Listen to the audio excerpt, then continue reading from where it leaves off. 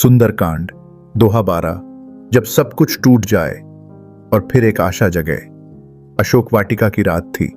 पेड़ों की सरसराहट, धीमी सी हवा, और इन सब के बीच एक स्त्री मौन बैठी थी, पर भीतर कुछ टूट रहा था।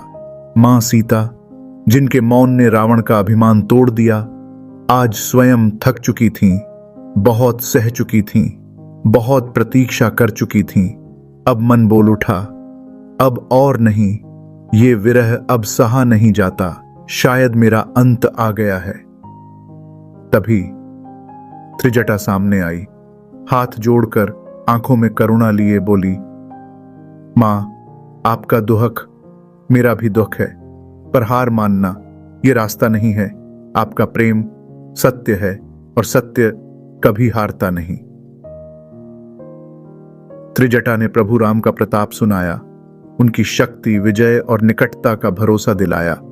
पर सीता जी अब भीतर से टूट चुकी थीं।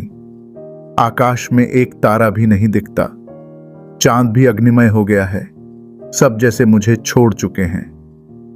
हे अशोक वृक्ष, तेरा नाम शोक को हरने का वचन देता है।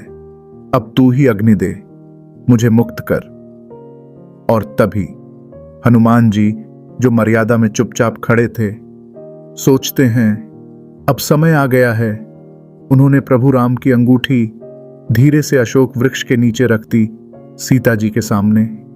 मां सीता ने देखा जैसे चिंगारी गिरी हो, पर वो चिंगारी जलाने वाली नहीं थी, वो थी आशा की लौ। मेरे राम, उन्होंने मुझे भुलाया नहीं।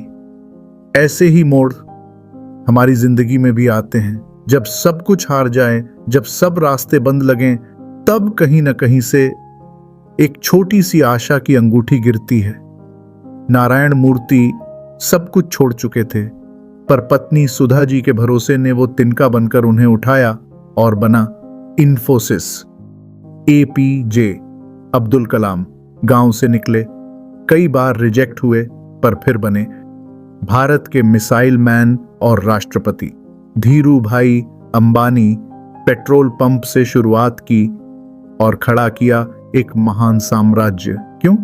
क्योंकि जब कोई तुम्हें नहीं देखता, प्रभु देख रहे होते हैं। वो अंगूठी केवल एक धातु नहीं थी, वो थी प्रेम, विश्वास और नई शुरुआत।